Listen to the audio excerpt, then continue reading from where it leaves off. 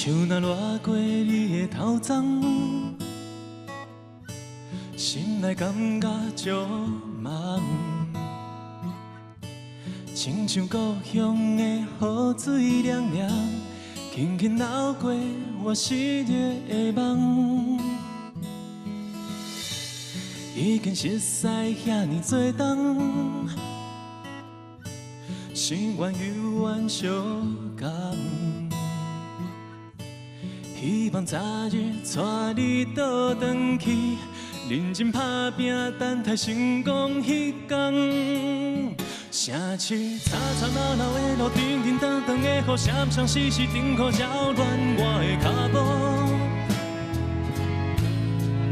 若是我一直找无头路，一直等无出路，一直想无撇步，心爱的你敢会对我这苦？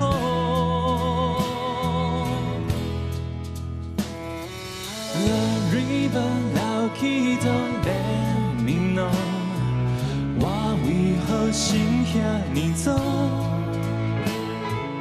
？The river 流去都天迷雾，梦回我思念的雨。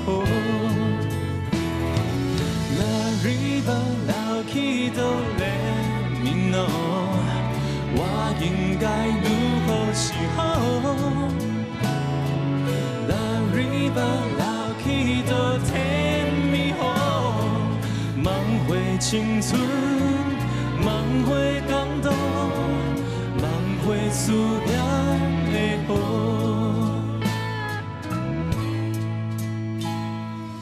梦回青春，梦回感动，梦回思念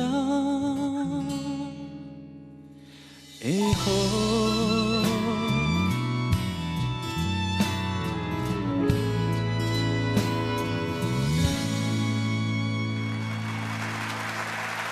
谢谢林唐佑，雅文老师讲评。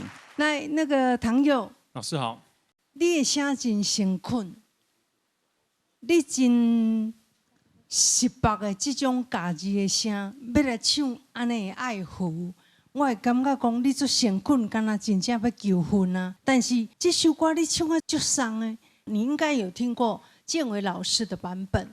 我相信建伟老师他的清唱当中一定有轻重之分。 迄个轻重，迄叫做层次。我觉得你的爱抚老了，互我感觉伤过伤，但伤的当中呢，层次又稍显又不够，所以这点是有点小可惜。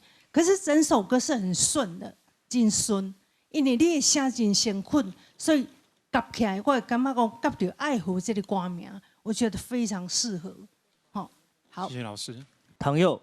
老师好啊，我觉得你的音色很温暖，就是要唱求婚歌的话，其实是蛮适合的，女朋友应该会很开心。